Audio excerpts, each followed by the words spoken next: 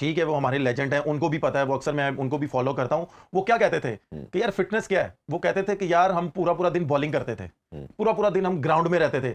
आजकल जो ट्रेंड है वो क्या है, मुझे आप खुद बताएं कि यार फिटनेस इंप्रूव कर लो यार। रिसेंटली पास में भी वसीम अकरम साहब ने भी एक स्टैट शेयर कर रहे थे वो अपने अभी के प्लेयर्स के साथ कि उन्होंने डोमेस्टिक के कितने मैचेस खेले और शहीन ने कितने खेले, फिर कितने आउट किए उन्होंने किए। फिर मैं उसके बाद भी उसको मैंने थोड़ा प्रोब करना शुरू किया और ये फिर मैं देखता आया कि 2000 के लोग जो थे वो खेलते रहे, 2010 तक बहुत हर बंदा खेलता रहा। फिर ये ग्रेजुअली 2020 तक भी लड़के जो टीम में आते थे, ये आने के बाद भी खेलते रहे। ये असल में माइंडसेट चेंज हुआ है 2020-21 के बाद। इरफान भाई इसमें देखें, ठीक है, वो हमारे लेजेंड हैं, उनको भी पता है, वो अक्सर मैं उनको भी फॉलो करता हूँ। वो क्या कहते थे कि यार फिटनेस क्या है? वो कहते थे कि यार हम पूरा पूरा दिन बॉलिंग करते थे, पूरा पूरा दिन हम ग्राउंड में रहते थे। आजकल जो ट्रेंड है वो क्या है, मुझे आप खुद बताएं कि यार फिटनेस इंप्रूव कर लो यार, भाग लो, बॉडी बना लो, वी शेप कर लो, सिक्स पैक बना लो। कुछ लोगों ने, मेरे जैसे लोगों ने सिक्स पैक्स भी बना के देख लिए थे, वो कचरे में चले गए हैं। ठीक है, बात यह है कि भाई जब तक आप ग्राउंड को टाइम नहीं दोगे, ग्राउंड में पूरा दिन नहीं खड़े होगे, 4 डे क्रिकेट में, 1 डे क्रिकेट में, चाहे कुछ भी है, अगर इंसान ने बाहर भी जाना होता है बहाना लगा के ना कि यार मैंने नमाज पढ़ने जाना है, मैं जी सॉक्स चेंज कर लूं, मैं शर्ट चेंज कर लूं, मुझे भी पता है मैक्सिमम 1 से 2 आवर लगते हैं। नहीं, अभी ये रिसेंट ठीक मिसाल है, में आप जब तक ग्राउंड में टाइम नहीं स्पेंड करेंगे तो आपकी फिटनेस कभी भी नहीं होगी। ओ भाई फिटनेस, आप कैसी फिटनेस चाह रहे हो? मैं इसमें अगर आपकी बात को सेकंड करूं तो ये जो भी टेस्ट सीरीज हम इंग्लैंड से जीते हैं, पहले टेस्ट से पहले नुमान, साजिद वगैरह 2-3-4 प्लेयर थे, टोटल 5 प्लेयर थे जो साउशकील भी शायद if I am not wrong वो भी शामिल था, जो टेस्ट प्लेयर नहीं कर पाए फिटनेस टेस्ट। अच्छा, साउशकील की मजबूरी क्योंकि पार्ट था, वो खेल रहे थे, और नुमान जो हाईएस्ट विकेट टेकर बना, जिसने सबसे ज्यादा आउट भी किया और आपको मैच जिताए, साजिद और नुमान ने, अगर वो फिटनेस टेस्ट वाले क्राइटेरिया पे रहते तो वो तो मैच ही ना खेलते, पहली बात और वो आपको मैच ही ना जिताते, सीरीज ही ना जीते। पहली बात तो ये है ना, फिर मैं जो बात करता हूँ उस पर फिर आप स्टैंड करें ना कि रूल एंड रेगुलेशन सबके लिए एक होने चाहिए। अगर उन्होंने फिटनेस टेस्ट नहीं पास किया तो वो कैसे टेस्ट मैच खेल गए? वो खिलवाया ना, फिर नहीं, मैं सिर्फ यही तो आपसे पूछना चाह रहा हूं ना कि भाई वो कैसे खेल गए? वो इसलिए खेल गए कि आकिब भाई उनके कोच थे, आकिब भाई को पता था कि यार इनकी स्किल क्या है, अगर ये नहीं भी पास कर रहे ना तो ये टीम के लिए अच्छा कर सकते हैं, क्योंकि आकिब भाई ने क्रिकेट खेली हुई है। ठीक है, वो ये फिटनेस टेस्ट पे और इन पे बिलीव नहीं करते। बॉलिंग कोच थे आके भाई, उस टाइम सेलेक्टर थे, लेकिन मैं वही चीज बता रहा हूं, बॉलर ही कोई नहीं है। मैं कह रहा हूं ना कि चाहे कुछ भी था, मैं कह रहा हूं बॉलर भी नहीं थे, लेकिन क्या था कि उनको पता था कि यार अगर ब्रेक विकेटें बन रही हैं हमारे लिए, बॉलर ये कुछ कर सकते हैं। उन्होंने अगर फिटनेस पे रहते तो मेरा ख्याल है कि वो टेस्ट सीरीज भी ना जीते, वो टेस्ट मैच भी ना जीते। सही है, और आज वो रैंकिंग में ऊपर भी ना आते। ठीक है, बिल्कुल ठीक बात सिंपल सी है कि मैं वही बात आती है कि जी 2017 में मुझे वापस भेज दिया, मैंने फिटनेस टेस्ट क्लियर नहीं किया, तो मैं उस वक्त से कह रहा था कि भाई रूल एंड रेगुलेशन फिर सबके लिए एक बनाना। ठीक है, फिर आजम खान का भी डेब्यू नहीं बनता था, फिर उसका भी डेब्यू नहीं बनता था, भी कमबैक नहीं करना बनता था। ठीक है भाई, मैं अल्लाह माफ करे, मैं कहना ये चाह रहा हूं कि कुछ भी है, अल्लाह माफ करे, अल्लाह माफ करे, ये मुझे बात करनी नहीं चाहिए। इन्होंने जिसको खिलाना होगा ना उसको कब्र से भी निकाल के ये खिला देंगे, जिसको नहीं खिलाना होगा ना वो जितना मर्जी परफॉर्म कर ले, जो मर्जी कर ले। आमिर और वो उनकी रिटायरमेंट वापस करा के भी खिलाया, जिंदा मिसाल है। मैं आपको नाम ले लेते हैं, हमें लोगों को सबको याद है, कोई ऐसी ढकी छुपी बात नहीं है कि प्लेयर है वो रिजाइन दे चुके हैं, उनको रिजाइन वापस लेके खिलाया गया। ब्रेक लेते हैं जी, ब्रेक से वापस आके आज जो मैच खेला जाएगा लाहौर का और मुल्तान का, उस पर बात करेंगे और थोड़ी सी बात इमर्जिंग प्लेयर के वाले से जरूर करेंगे। उमर भाई, हम जो डिस्कशन कर रहे थे, एक और इंपॉर्टेंट चीज़ मैं इमर्जिंग के वाले से आपसे जरूर जानना चाहूँगा। अभी तक हमने देखा कि वो टीम सक्सेसफुल रही है लास्ट 10 सीजन से, मैं देख रहा हूँ, जिसका इमर्जिंग तगड़ा होता है, क्योंकि आप हाइड नहीं कर सकते ना, अगर बैटर है तो बैटिंग करने उसने आना ही है, बॉलर है तो उसने बॉलिंग करने आना ही है। अभी तक मुझे वैसे अपने पर्सनली बताऊं तो अली रजा जिस तरह शानदार परफॉर्म कर रहा है, कल भी जिस तरह उसने स्पेल किया, लास्ट मैच में भी 3 उसने आउट किए, उसको कैसे देखते हो? और आपकी नज़र में जितने भी इमर्जिंग आप देख रहे हैं, सबसे बेस्ट कौन सा लगा आपको? देखिए, अली रजा तो बॉलर आउटस्टैंडिंग है, जैसे मैंने स्टार्टिंग में ही बोला था। लास्ट ओवर देना वो कैसा डिसीजन था, जबकि आपके पास मिचेल ओवन था जिसने लास्ट मैच में 1 ओवर किया था, 5 बॉलें की थी, 2 आउट किए थे, वो बेहतर ऑप्शन थी, जिसको किसी ने खेला नहीं है। देखिए, सबसे पहले तो बात यह है कि जो मुझे लग रहा है बाबर को भी एज ए कप्तान लग रहा होगा, क्योंकि जैसे मैंने आपको बोला ना कि मैच सिर्फ 2 प्लेयर खेल रहे थे एज ए बैटिंग यूनिट। अगर वार्नर खेल रहा था ना तो उसको ये लग रहा था कि यार मैंने मेन बॉलर ही रखने हैं, मैंने पार्ट टाइमर नहीं रखने। फिर जैसे साइम अयूब ने 3 ओवर किया, 20 रन दिए उसने, तो मेरा ख्याल है कि वहां पे अगर चौथा ओवर भी करवा देते तो एंड वाला ओवर आप फास्ट बॉलर पे जा सकते थे। लेकिन डिपेंड करता है कि बाबर ये चाह रहा था कि वार्नर जल्दी आउट हो जाए, वार्नर एंड तक ना रहे। अगर वार्नर एंड तक रहेगा तो वार्नर किसी टाइम भी लेके जा सकता है मैच, लेकिन वार्नर आउट हुआ, तलत को लास्ट ओवर मिला, उसको पहले बॉल पे चौका पड़ गया, उसके पास फिर भी 9 रन है, लेकिन आजकल की क्रिकेट में 9 रन इतने बड़े रन नहीं है। उससे पहले जो ओवर हुआ, जैसे मैंने पहले बोला कि मिड ऑफ ऊपर बुला के चौके खा लेना, वो समझ में नहीं आई बात। डिपेंड करता है कि पेशावर ज़ल्मी का जो कोचिंग स्टाफ है वो अपनी बॉलिंग यूनिट को, जाहिर सी बात उन्होंने बॉलिंग कोच भी रखा होगा, अपना जो हेड कोच है, डायरेक्टर है उनके, उन्होंने एक क्लियर मैसेज दिया होगा कप्तान को भी और अपने बॉलिंग यूनिट को भी कि भाई आपने कहां कहां बॉलिंग करनी है। आप ये देखें कि 4 मैच हो चुके हैं कि उनका बॉलिंग यूनिट सिर्फ एक बॉलर को निकाल के उस तरह का परफॉर्म नहीं कर रहा जैसा वो चाह रहे हैं। तो मेरा ख्याल है कि पेशावर के जो बॉलिंग कोचेज हैं या बॉलिंग स्टाफ है या आप कह लेंगे टीम स्टाफ है, उनको एक क्लियर मैसेज देना चाहिए कि भाई हम आपको पे कर रहे हैं, आप इस तरह का क्यों नहीं परफॉर्म करें। और मैं कह रहा हूं अच्छा बुरा टाइम सब पे आता है, लेकिन हमें भी नजर आ रहा है कि यार ये कोशिश क्यों नहीं कर रहे।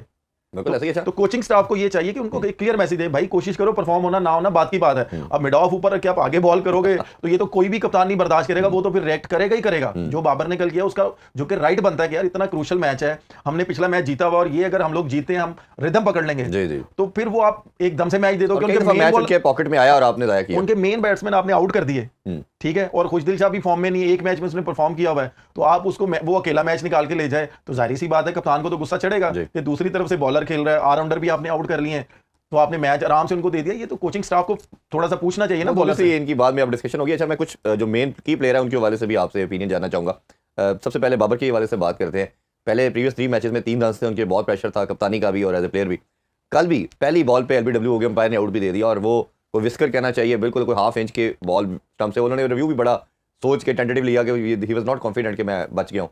फिर इसी तरह वेरी नेक्स्ट ओवर के अंदर भी पहली बॉल पे बड़ा आसान कैच मीर रमजान ने उनको छोड़ा और मीर रमजान ने बहुत बाबर को बॉदर भी किया। नॉर्मली इतना ज़्यादा बाबर किसी बॉलर से डिस्टर्ब नहीं होते। तो ये बाबर की इनिंग्स को ओवरऑल फिर उन्होंने थोड़ा सा अच्छा मोमेंटम पकड़ा और जो आप और मैं कल बात कर रहे थे कन्वेंशनल क्रिकेट पे आएंगे तो बाबर सर्वाइव करेगा। तो ओवरऑल उनकी इनिंग्स को कल कैसे देखते हैं, क्या वो कॉन्फिडेंस रीगेन कर पाए हैं या अभी नहीं? देखिए, पहली बात तो आपने जैसे बोला ना कि उन्होंने जो रिव्यू लिया वो सम टाइम होता है कि अंपायर आउट देता है तो हम लोग रिव्यू लेते हैं तो वो हल्का सा टच होता है, आउट होता है, वो किस्मत होती है, ठीक है। उसके बाद जैसे आपने बोला कि जी उसका कैच ड्रॉप हुआ, वो भी एक किस्मत है। हम अच्छा शॉट खेलते हैं, फील्डर बहुत आउटस्टैंडिंग कैच पकड़ता है, हम कहते हैं कि यार शायद किस्मत ने साथ नहीं दिया। लेकिन उसके बाद जो उन्होंने अपनी इनिंग्स बिल्ड की है, मेरा ख्याल है कि ये एज ए प्लेयर मुझे खुशी है कि वो दोबारा उस रिदम में आ रहे हैं जो आप और मैं कल बात कर रहे थे कि यार अपने वो पुराना बाबर अपने से निकाले कि यार मैंने जरा अपना 100 या 130 या 140 के स्ट्राइक रेट से स्टार्ट करना है, उसके बाद मैं 180 पे जाऊंगा। तो जहां तक मुझे आइडिया कि जब उसके बाद उसने वो स्कोर किया ना, उसका वो कॉन्फिडेंस वापस आया और होपफुली इंशाल्लाह के आप ये कह सकते हैं कि इंशाल्लाह अगले मैचों में उसको वो ये कॉन्फिडेंस कंटिन्यू करेगा तो अच्छे नोट पे ये अपनी पूरी पीएसएल फिनिश करेगा। बिल्कुल ठीक है। अच्छा, ये पूरा बाकी बैटिंग लाइनअप हम देखते हैं, ज़ल्मी की सब स्ट्रगल किया, बट एक हारिस हम देख रहे हैं कि रेगुलर परफॉर्म कर रहा है, कंसिस्टेंट परफॉर्म कर रहा है। शुरू में वो पहले 15-20-10 बना के आउट होता था, अभी उसने 87 भी किया एक मैच में, 43 भी किया और कल 28 किया। बट कंसिडरिंग दिस के उसको उसके नंबर पे नहीं खिलाया जा रहा, वो हर टाइम रन्स भी कर रहा है, तो उसको आप कैसे देख रहे हैं as a wicket keeper batter कि ये किस तरह अपना मार्क छोड़ रहा है? देखिए, वो एक तो मेरा जहाँ तक मेरा आइडिया ना, वो अपनी नेचुरल गेम खेलता है, वो जिस मर्जी नंबर पे है और उसकी खुशकिस्मती आप ये कह लें कि उसको सर्कल में बारी आ रही है उसकी, इसलिए वो नेचुरल खेल रहा है, उसकी लग रही है और वो बाहर जा रहा है। डिपेंड करता है कि वो एज ए ओपनर है, नंबर 3 पे वो खेलता है। अगर सर्कल के बाद उसकी बारी आएगी ना, तब पता चलेगा कि वो अपनी इनिंग्स कैसे बिल्ड करता है। अगर वो अपनी इनिंग्स वैसे बिल्ड कर सकता हुआ तो फिर जाहिर सी बात है, नो डाउट अभी तो वो T20 का हिस्सा है पाकिस्तान टीम का एज ए विकेट कीपर, और उसने जैसे स्टार्टिंग में उसने परफॉर्म किया है तो उसने ऑलरेडी पाकिस्तान टीम के दरवाजे को नॉक कर दिया हुआ है कि भाई मैं रेडी हूं, ठीक है, एज ए ओपनर नंबर 3 पे खेलने के लिए रेडी हूं।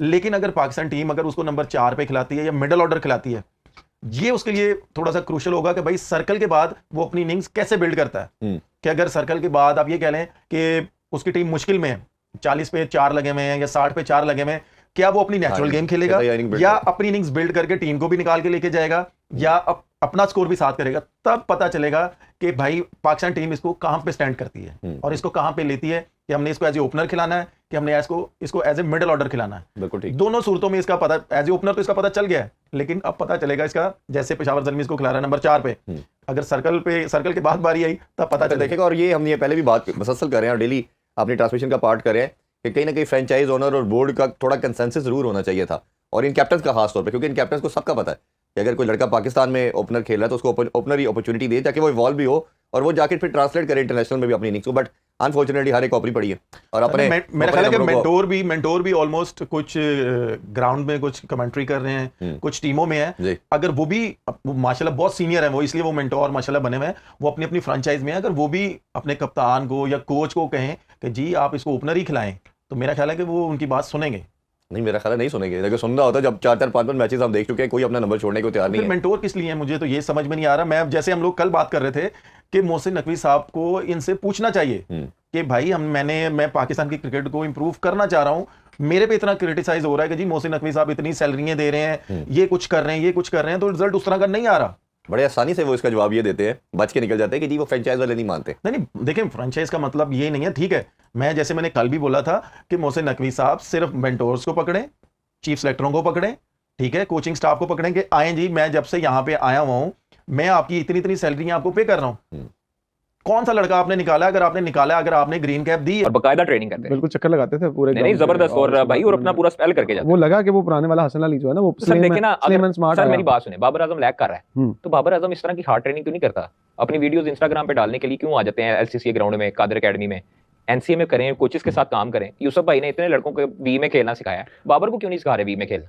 बाबर को सिर्फ मुझे लगता है कि जो एक साइड है ना, जो एक्स्ट्रा कवर और कवर वाली, जस्ट उसको सारी जिंदगी मुझे लगता है उनको ना किसी ने नॉकिंग ही कराई है, बॉल पकड़ के सिमट पे मारी जाओ सीधा एक साइड पे। मैं आपको एक बात खेलना भूल बताऊं, शायद हो सकता है कि उनको उनके भाई और कजन्स अच्छे प्रैक्टिस करवा सकते हैं। देखिए मैं एक बात बताता हूँ, बायोमैकेनिक्स इंसान की बॉडी के ना डेवलप होते हैं, आपको पता पक्के हो जाते हैं। हम कहते हैं कि यार एक उम्र तक आपकी बॉडी जो है ना वो फिक्स हो जाती है। बाबर आजम का प्रॉब्लम ये है कि उसके पास इतना टाइम नहीं है। देखिए मैं बार बार क्यों कहता हूँ कि बाबर आजम घर वापस आ जाओ फर्स्ट क्लास और अपने क्लब में आके खेलो, ये चीज़ें वहाँ ठीक हो सकती हैं। ये चीज़ें अब ये कोचिंग तुम्हें क्या लगता है कि ये यूसुफ जो है ये वहाँ जाके उसके एनसीए में ठीक करेगा और यूसुफ करवा पाएगा? इम्पॉसिबल। आपको याद है कादर कि जब हम प्रैक्टिस कर रहे थे बाबर न्यूजीलैंड चैंपियंस ट्रॉफी से पहले, तो शाहिद असलम साहब उन्हें पुल की प्रैक्टिस करवा रहे थे, एक्स्ट्रा कवर की प्रैक्टिस करवा रहे थे, और पुल शॉट वहाँ से उनसे तब भी नहीं लग रहा था, तब भी वो स्ट्रगल करते हुए दिखाई दे रहे थे। फिर मैं पता क्या कहूँगा, फिर मैं ये कहूँगा सचिन तेंदुलकर मुझे याद आते हैं कि जो चीज़ आपकी पक्की है ना फिर आप वही खेलो, फिर आप उस जगह पे मत जाओ। जब आपको इनसे नहीं खेलने आता तो फिर उसको छोड़ दो, फिर उसको डक कर लो, सिंगल कर लो। फिर आप जब गुस्से में आगे पुल मारने जाते हैं, क्रॉस शॉट मारने जाते हैं, कल कैसे आउट हुए थे? लेग बिफोर आउट हुए। देखिए इसमें कोई शक नहीं है, उनकी एबिलिटी पर, उनकी परफॉर्मेंस पर, हर बैड पैच हर क्रिकेटर पर आता है इमरान, ये हमें सारों को लंबा ही हो गया है, लंबा जरूर है, बट जब बाबर इस फेज से निकलेगा तो फिर लंबा निकलेगा। पहले फिर हमेशा अल्लाह के हुक्म से परफॉर्मेंस फॉर्मूला है, फिर उन्हें टीम से निकालने एक दफा। देखिए ये दुनिया का रूल है ना कि भाईजान एक दफा टीम से निकालें, उन्हें फर्स्ट क्लास खिलाएं, फिर वापस आए। तुसी कह रहे हो कि पाइन उन्होंने ऐसे कढ़ना भी नहीं बाहर और वो परफॉर्म करें, ऐसे होता है क्या? बताइए कितनी आपने क्रिकेट कवर की है, जो फॉर्म में नहीं होता उसके साथ क्या करते हैं? उसे टीम से ड्रॉप करते हैं। आप इतने नहीं यार वनडे से रख लो टीम। नहीं विराट को तो नहीं किया था, विराट हुआ ना कुछ अर्सा, उसने रेस्ट लिया था। रेस्ट लिया तो ले ले रेस्ट, नहीं ले सकते ना, क्यों? कोई जगह ले लेगा, डर है, खौफ है। इसका मतलब है आपको अपनी एबिलिटी पे यकीन नहीं है। आप बाबर आजम तो नहीं ना आ सकता कोई अब। ओ भाई तो विराट गया था तो उसकी जगह पे कोई आया तो नया लड़का मिल गया ना उनको। उनके पास तो भाई लॉट ऐसे लगी है कि वो ऐसे करके अभी दरवाजा खोलें और ऐसे इस तरह ट्रक लोड नहीं होता है। आप भी तो बड़ा कहते हैं ना पीएसएल में बड़ा टैलेंट आता है। अच्छा मुझे बताएं तो याद जरा, लोगों को भी बताएं पीएसएल ने कितने प्लेयर इंट्रोड्यूस कराए आपको याद? पीएसएल ने बहुत प्लेयर इंट्रोड्यूस करवाए हैं यार, आपके हर सीजन से प्लेयर निकलता है। आसिफ अली आपका निकलता है, इफ्तिखार निकलता है, तो सारे इधर परफॉर्मेंस करके ही आते हैं ना भाई। कब से खेल रहे हैं? फर्स्ट क्लास खेल रहे हैं वो तो उनकी जो रियल प्रोडक्ट है मुझे बता दें, रियल प्रोडक्ट क्या है पीएसएल? एक नाम मुझे पता है, साइम अयूब। नहीं, साइम अयूब अंडर 19 अंडर 16 से आए हैं। रियल प्रोडक्ट सिर्फ एक ही है, वो है हारिस, मोहम्मद हारिस। यस, हारिस ने सिर्फ आते ही पीएसएल में एंट्री की थी लॉर्ड की तरफ से। उसके बाद हारिस रऊफ की बात कर रहा हूं ना, हारिस रऊफ ने। उसके अलावा जितने भी लोग आए हैं वो पाकिस्तान के सिस्टम से आए हैं। उनकी शमूलियत तो मेरे ख्याल में बीबीएल से हुई थी। ओहो, बीबीएल खेलने गए थे, उन्होंने मेलबर्न स्टार्स की तरफ से खेला था। लाहौर कलंदर ने जरूर पिक किया था, बट उन्होंने वहां पर उनको फिर दिया, बाद में गए उसमें। लेकिन असल में वो रियल प्रोडक्ट है जो हम कह सकते हैं कि ये बंदा। ऐसे तो सारी प्रोडक्ट लाहौर कलंदर ये कहती है कि जनाब वो फखर हमने हमारी प्रोडक्ट है, शाहीन हमारी प्रोडक्ट है, तो गलत कहते हैं। मेरे सामने राणा साहब आ जाएं, बात मुझे साबित कर दें, क्या शाहीन अंडर 19 नहीं खेला? क्या उसने वहां परफॉर्म नहीं किया? क्या बाकी क्या ले जी राणा साहब को ले लाइन पे, क्या आतिफ साहब को लाइन पे ले, उनसे करते हैं बात, आज इमरान साहब का सामना करवाते हैं। क्या फखर नेवी से नहीं खेले? नेवी ने फिर दस दो कि तुसी कख नहीं कीता, जैसे सारी जिंदगी नेवी से खेले, नेवी ने स्टैंड किया। उनकी जो एज है, अगर वो क्रिकेट कोई ना खिला रहा होता तो क्या वो आज लाहौर पाकिस्तान खेल रहे होते? कितने प्लेयर चले गए यार? अली रजा जो लड़का है वो प्लेयर डेवलपमेंट प्रोग्राम का लड़का है, अंडर 19 पाकिस्तान। तो भाई नहीं, 2023 में पीडीपी ने उसको उठाया, उसका शॉट है तो भाई, उसका इंटरव्यू है कि मुझे आकिब जवेद ने, आतिफ राना, समीर राना ने पिक किया, उनकी मेहरबानी है। अंडर 19 का लड़का कैसे कह सकता है यार? ये नहीं, पहले कहां खेला वो? जिधर भी खेला हो उसने उसको क्रेडिट दे दिया लाहौर कलंदर। अंडर 19 खेला ना रिसेंटली, एशिया कप खेला, रिसेंटली खेला ना, लेकिन 2023 में आतिफ राना, हेड कोच आकिब जवेद और समीर राना, इन्होंने पीडीपी का करवाया टैलेंट हंट, और उसमें अली रजा को पिक किया था। अली रजा ने 140 प्लस बॉल फेंका था, तो उन्होंने आकिब जवेद ने उसको सिलेक्ट कर लिया। क्या आपका जो पीएसएल का क्राइटेरिया है वो जेन्युइन क्राइटेरिया प्लेयर पिक करने का? देखिए कोई शक नहीं है, सारे खड़े होते हैं, ड्राफ्टिंग जेन्युइन होती है, बिल्कुल जेन्युइन होती है सर। क्या 2 नंबर है? पहले से प्लेयर पिक नहीं होते फ्रेंचाइजीज के? नहीं नहीं, ऐसे लाहौर के अंदर कितने प्लेयर अपने लेके आता है पहले कि यार इनको डालें यार, पिक्स होती हैं अपनी अपनी। अब हर कोई जो है वो मैसेज पे थोड़ी लगा होता है कि आपने ये लड़का नहीं उठाना, ये हमारा है। 2-3 प्लेयर को चलो निकाल देते हैं, बाकियों का पता है। Automatic selection. तो ये होता है यार, लोग मतलब बहुत people have short memories on social media. तो बहरहाल but was a goof up HBL IPL, और वो भी मतलब सब इतने सारे लोगों के सामने, मतलब काफ़ी एम्बैरेसिंग सिचुएशन थी, बट देन होता है, ये चीज़ें चलती हैं। लेकिन कल मैच में एक और भी बड़ी एक इंटरेस्टिंग सिचुएशन हुई थी, जिसमें उबेश शाह ने, यानी इतने ज़्यादा वो सेलिब्रेशन में, अपनी विकेट लेने के बाद सेलिब्रेशन में वो हो गए थे, ओवर एक्साइटेड हो गए थे, कि उन्होंने मतलब जो है अनइंटेंशनली जो है इतनी ज़ोर से जो है हाथ चलाया कि वो सीधे जाके जो है थप्पड़ पड़ गया उस्मान खान को, जो कीपर है मुल्तान सुल्तान के। जो मज़े की चीज़ है वो ये है कि वो बेचारा लेट गया ग्राउंड पे, और बाद में जो क्लिप चली ना, तो उसमें जो है उबेश शाह जो है वो जाके उस्मान खान के मतलब कंधे पे हाथ रख के उसको मनाने की कोशिश कर रहा है, और उस्मान खान बार बार उसका हाथ झटक रहा है। तो उसका मतलब ये है कि थप्पड़ काफ़ी ज़ोर से पड़ा था, but this was unintentional, not like what happened some years back when Haris Rauf ने इंटेंशनली जो है कामरान गुलाम को उठा के थप्पड़ मार दिया था, और उस बात को दबा दिया गया था। तो बहरहाल ये चीज़ें तो होती हैं भाई क्रिकेट में। अब आजकल क्रिकेट ऐसी हो रही है, अब जो है जैसे अबरार हमारा जो स्पिन बॉलर है, उसने मतलब वो जो एक अजीब सी सेलिब्रेशन करता था, वो यूं यूं यूं यूं करके वो छोड़ दिए। तो उसका इंटरव्यू में पढ़ रहा था, तो किसी ने कहा भाई आपने ये सेलिब्रेशन स्टाइल क्यों अपना छोड़ दिया? तो उसने कहा यार कुछ लोगों को बड़ा बुरा लगा, तो मैंने कहा कि जो लोगों की जिस चीज़ से लोगों की दिल आज़ारी हो वो चीज़ नहीं करनी चाहिए। लेकिन मैं शुक्र अदा करता हूँ कि उसने छोड़ दिया, क्योंकि मैं बार बार जब वो ये कर रहा था, तो मैं बार बार ये बात कह रहा था कि कोई इसको समझाओ कि यार ये जो इशारे जो होते हैं ना, ये किन जगहों पे होते हैं। तो बहरहाल at least is got into his head now. लेकिन you know this celebration thing nowadays has, I think is got out of hand. And I mean even ये जो खास करके फील्डर्स का, बॉलर्स का जो एग्रेशन शो करना है, ये भी बहुत ज़्यादा मुझे लगता है कुछ वो हो गया है, in because like you know एक होता है कि आप एक कॉम्पीट कर रहा होता है batsman bowler against each other, and hard cricket खेली जा रही होती है। लेकिन ये ऐसा लगता है जैसे ड्रामे के लिए ज़्यादा किया जाता है। ये मतलब अजीब ही एक होता है, जैसे पता नहीं क्या विकेट नहीं ले ली, एक अजाब पड़ गया। मतलब यार पहले बड़े बड़े बॉलर होते थे, they never used to you know like for them मतलब the performance mattered, what mattered was that they took a wicket. तो वो कभी भी किसी का ऐसा ये उल्टी सीधे सेलिब्रेशन स्टाइल थे नहीं।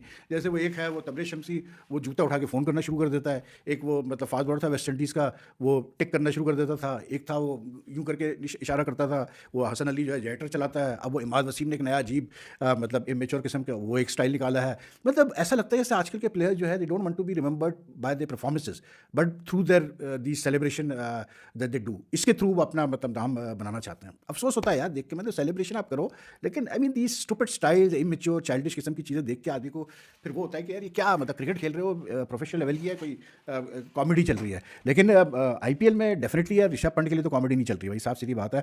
He is going through a tough time, क्योंकि वही वाली बात होती है यार कि जब आपको इतने पैसों में लिया जाता है, 27 करोड़ में अगर आपको लिया है, लखनऊ सुपर जायंट्स ने आपको कप्तान बनाया है, तो then they are expectations surrounding Rishabh Pant. And I think कल जो हमने देखा कि ऋषभ पंत ने जिस तरह से मैच आउट होने के बाद वो वीडियो वायरल हुई है, उसकी पिक्चर्स वायरल हुई जिसमें वो ज़हीर खान के साथ मतलब आर्गूमेंट कर रहा है, I think over his batting position और whatever. But one I always keep on saying this कि मतलब आजकल क्रिकेट इतना ज़्यादा जो है टीवी कवरेज क्या कहते हैं अपना बेहतर हो गया है कि एक एक चीज़ जो है कैप्चर हो जाती है। तो टीम्स को इन चीज़ का बड़ा ख्याल रखना पड़ता है कि जो भी उनके मसले मसाइल है आपस के, वो पब्लिकली कभी नहीं मतलब शो होनी चाहिए, डिस्कस होना चाहिए। आप अंदर ड्रेसिंग रूम में जो करना है करो। तो it was a pretty, it didn't like present a very good picture of Pant and Zaheer Khan, you know like arguing with each other. Pant I think is getting frustrated now, although I don't think he should be frustrated, इसलिए उसकी अपनी form नहीं है। चलो होता है, हर player के साथ होता है यार, किसकी फॉर्म मतलब which player doesn't go through a bad patch, and his team is not doing badly also. Like his team I think has been one of the comeback teams in this tournament, कि उन्होंने कम से कम 3 match इतने close जीते हैं कि जो कोई सोच नहीं सकता था कि ये जीत जाएंगे मैच। तो as a team it's not that they're doing very badly in the IPL like some other teams. Lekin I just think that the pressure of that price tag has, you know, got to मतलब what do you call it, through to Rishabh Pant, क्योंकि वो अब pressure में नज़र आ रहा है, आपको साफ प्रेशर में नज़र आ रहा है। और वही वाली बात है कि जब तक वो प्रेशर में रहेगा तो फिर वो मुश्किल है कि वो मतलब इस बैड फॉर्म से निकल पाएगा। तो उसके लिए बेहतर यही है कि बस टीम अपना फोकस करे कि टीम एज ए टीम जो है परफॉर्म करे and they get the required results. तो उससे कम से कम उसके ऊपर से ज़रा जो है आजकल इतना ज़्यादा यार, जैसे मैंने कहा कि सोशल मीडिया और वगैरह वगैरह मिला के इतना ज़्यादा फोकस होता है छोटी छोटी चीज़ों पे कि किसी को नहीं बख्शा जाता भाई, चाहे वो मतलब अब तो जो है MS धोनी तक को नहीं बख्शा जाता, साफ सीधी बात है। अब तो इस IPL में क्योंकि धोनी इतना चल नहीं पाया है, तो कुछ तो ऐसे हैं जो धोनी के ऊपर भी उंगलियाँ उठा रहे हैं। ऋषभ पंत पे तो उठ ही रही थी।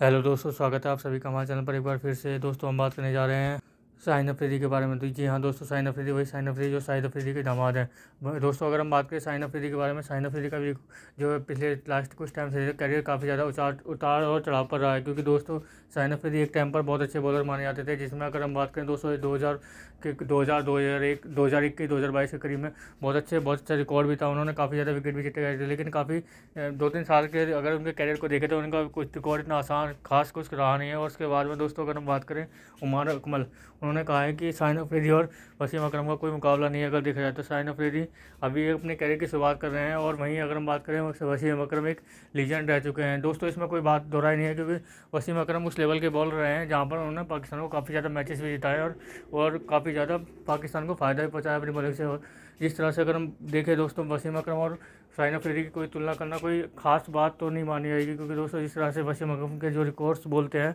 उसे देखकर साफ साफ पता चलता है कि वो एक लीजेंड बॉल रहे हैं, और हमेशा से ही और सामने वाले बल्लेबाजों कभी से के दिल में खौफ पैदा करते होंगे जिस टाइम पर वो बॉलिंग करते होंगे। लेकिन दोस्तों अगर हम वहीं अगर हम बात करें शाहिन अफरीदी के बारे में, शाहिन अफरीदी पिछले कुछ टाइम से अगर हम देखें 2-3 साल के से कुछ अच्छे लय में नज़र नहीं आ रहे हैं, जिसका कारण यह है कि शाहिन अफरीदी को एक टाइम पर बहुत अच्छा बॉलर ये कहा जाता है कि शाहिन अफरीदी के सामने कोई बॉलर बैट्समैन अच्छी तरीके से टिक नहीं पाएगा। लेकिन दोस्तों जब से शाहिन अफरीदी की आउट ऑफ फॉर्म हुआ है तब से उनके खिलाफ काफ़ी ज़्यादा रन ही बन रहे हैं। अगर देखें दोस्तों, इसका सबसे बड़ा अच्छा उदाहरण ये भी है कि जो ट्रेविस मैथ्यू वेड, जिन्होंने वर्ल्ड कप के मैच में उनके ओवर में 3 छक्के मारकर मैच जिता दिया था, जो उस टाइम पर प्रीमियम बॉलर माने जाते थे पाकिस्तान के लिए। क्योंकि दोस्तों वेड ने उस टाइम पर उनके छक्के मारने के बाद से ही शाहिन अफरीदी की ऐसी फॉर्म गई है कि उस टाइम से वो लम्हे नहीं आ रहे हैं बॉलिंग करते हुए। क्योंकि दोस्तों तब से बाद में काफ़ी ज़्यादा अगर देखें तो 2023 का वर्ल्ड कप भी हो चुका है, 2024 में T20 वर्ल्ड कप हुआ और 2025 में चैंपियन ट्रॉफी हुई, लेकिन किसी में भी वो अच्छी तरीके से बॉलिंग करते हुए नहीं आया, और जिसका खामियाजा पाकिस्तान की टीम को हार कर चुकाना पड़ रहा है। क्योंकि दोस्तों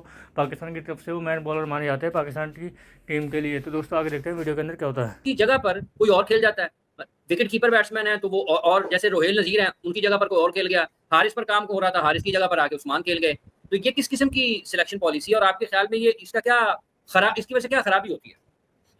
देखिए, कंसिस्टेंसी होनी चाहिए। जब आप लोगों को लाइन अप कर लेते हैं, किसी का टैलेंट देख लेते हैं, उसका हुनर भांप लेते हैं, परफॉर्मेंस की कंसिस्टेंसी वेरी कर सकती है। कोई बड़ा कंसिस्टेंट होता है, कोई थोड़ा पैची होता है। लेकिन अगर आपको किसी में इंग्रेडिएंट्स नजर आ रहे हैं, वो लवाजमात पूरे नजर आ रहे हैं, टॉप लेवल के जो चाहिए होते हैं, दिलेर है, रिस्क टेकर है, हेड ऑन लेता है, चैलेंज करता है, डिसिप्लिन अच्छा है, एबिलिटी है, तो फिर आप उसको फिर आप चांसेस देते हैं, जैसे आपने साइम अयूब को दिए। आपको नजर आता था ना कुछ है, ठीक है। अच्छा, फिर इसका वो तो एक बहुत ही एक्सेप्शनल टैलेंट था। अब ये जो और लड़कों के आपने नाम लिए, ये डोमेस्टिक से प्रूवन एंटिटी है साहिबजादा फरहान, और जिस तरह के रन्स कर रहा है, जिस तरह ग्रो कर रहा है, जिस तरह इसको लंबी इनिंग बनाने का पता है। देखिए, कैमियो और बात है, 100 टोटली डिफरेंट चीज है, और बार बार 100 करना जो है ना, उन्होंने उस स्टेज पे आ गया ऐसी ना, या आइंदा PSL नहीं सी खेलनी, तो ये ठप्पा लग जाना था कि यार ये बस डोमेस्टिक में ही है, या फिर ये था कि यहां से अब आगे जाए।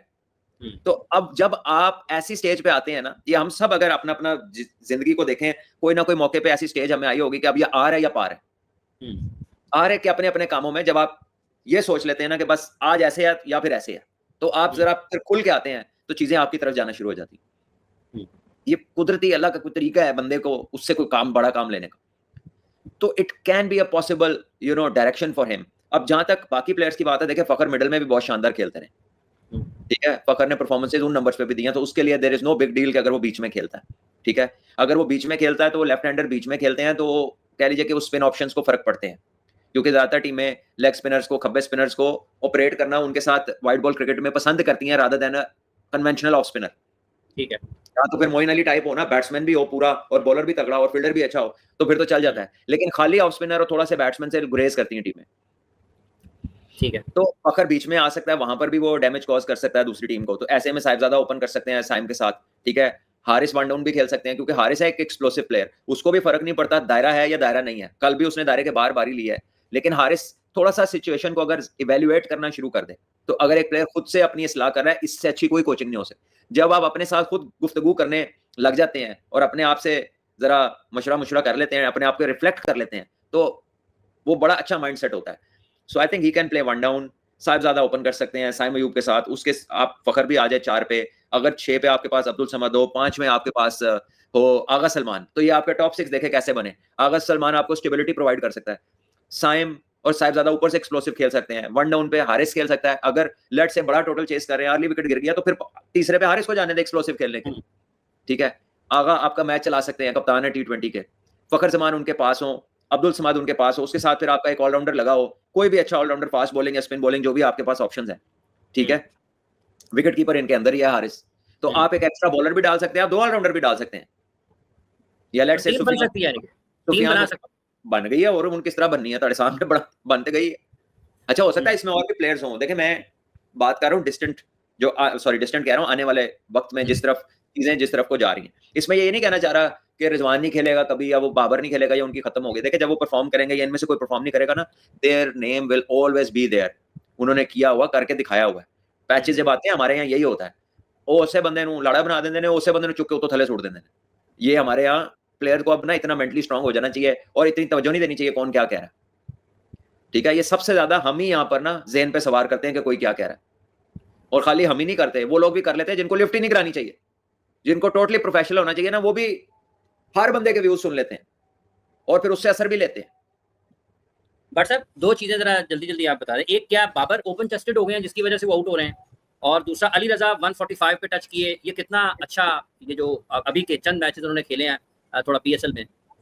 तो दोस्तों, आपने देखा Pakistan media correction, Pakistan media भी काफ़ी ज़्यादा इस बारे में बातें करते हुए नजर आ रहा है कि जिस तरह से शाहिन अफरीदी का कैरियर जो उतार चढ़ाव रहा है, उसे लेकर काफ़ी ज़्यादा चर्चाएं भी तेज है, क्योंकि दोस्तों शाहिन अफरीदी काफ़ी लंबे समय से आउट ऑफ फॉर्म चल रहे हैं और कोई भी ज़्यादा विकेट भी नहीं चटका पा रहे हैं, और सामने वाले बल्लेबाज को इतना भी परेशान नहीं कर पा रहे हैं कि जितना उन्हें जाना जाता था। वहीं अगर हम बात करें दोस्तों बाबर आजम के बारे में, तो बाबर आजम काफ़ी लंबे समय से आपको लोगों को सभी को पता है कि वो आउट ऑफ फॉर्म चल रहे हैं, और अभी उन्हें रन बनाने के लिए बहुत ज़्यादा मेहनत करनी पड़ रही है, और जिस उसका कामयाबी हो रहा है कि सामने से टीम हार रही है, और उनका कोई भी योगदान टीम की जीत के लिए नहीं हो पा रहा है, और यही कारण है कि पाकिस्तान की टीम का लगातार स्तर नीचे गिरता हुआ जा रहा है। क्योंकि दोस्तों बाबर आजम पाकिस्तान की टीम के मैन बल्लेबाज माने जाते हैं। जिस तरह से पाकिस्तान की टीम है, उस तरीके से देखा जाए तो पाकिस्तान की टीम के लिए एक अहम बल्लेबाज भी है बाबर आजम, क्योंकि पाकिस्तान की टीम के अंदर इतने बल्लेबाज नहीं है जो इस तरीके की क्रिकेट खेलते हो। हालांकि बाबर आजम को अगर हम देखें तो दोस्तों उनका करियर काफ़ी अच्छा भी रहा था शुरुआत के दौर में, लेकिन पिछले 4-5 साल से उनका करियर भी काफ़ी ज़्यादा डाउनफॉल हो गया है, और जिसको अभी तक वो पूरी तरह से उभर नहीं पाए हैं, और अभी तक उनके जो कैरियर है उसमें कोई भी सुधार नहीं होता नजर आ रहा है पिछले 3-4 साल के अगर कैरियर को देखें तो उनके। वहीं अगर हम बात करें दोस्तों उनका PSL कैरियर भी इस साल तो बहुत ज़्यादा बेकार नजर आ रहा है, क्योंकि दोस्तों जिस तरह से उन्होंने बैटिंग करी है, अभी तक 4-5 मैच हो चुके हैं और उन्होंने अभी तक एक भी 50 नहीं चढ़ी है। और जब कि देखें दोस्तों तो PSL के अंदर इतने अच्छे बड़े खिलाड़ी भी नहीं खेले, ना कोई इतना बड़ा बॉलर खेल रहा है कि जिसके सामने उनको दिक्कतें होनी चाहिए, लेकिन दोस्तों फिर भी बाबर आजम रन नहीं कर पा रहे हैं, और उसके बाद में पाकिस्तान की टीम के लिए आने वाले टाइम में जो मैचेस होंगे उनके लिए बहुत ज़्यादा खतरा हो सकता है। क्योंकि दोस्तों अगर बाबर आजम फॉर्म में नहीं होंगे तो सामने से ये भी हो सकता है कि उनको सामने से दूसरी टीम जो है, जो इनके पास इतने अच्छे बल्लेबाज भी नहीं होते कि सामने से अच्छे रन बना सके। वहीं अगर हम बात करें दोस्तों बाबर आजम को खुद समझ में नहीं आ रहा है कि वो किस तरह से बैटिंग करें कि उनके रन बन जाए। लेकिन दोस्तों अगर हम बात करें बाबर आजम जब तक फॉर्म में नहीं आएंगे तो पाकिस्तान की टीम का शायद कुछ हासिल हो ना पाए, क्योंकि दोस्तों अभी अगर हम देखें तो बाबर आजम को T20 से भी बाहर कर दिया गया था न्यूजीलैंड दौरे पर, वहाँ पर उन्हें T20 के मैचों में जगह नहीं दी गई। इस तरीके से बाबर आजम को कुछ भी इन चीज़ों को समझना होगा कि अगर वो लगातार इस तरह का प्रदर्शन करते रहेंगे तो आने वाले टाइम में शायद उन्हें ODI से या फिर टेस्ट से भी बाहर कर दिया जाए, जिसका खामियाजा उन्हें भुगतना भी पड़ सकता है। तो दोस्तों कैसे लगी आज की हमारी वीडियो हमें कमेंट करके जरूर बताएं। हमारे चैनल को लाइक एंड सब्सक्राइब करें ताकि आप हमारे साथ बना रहे। धन्यवाद।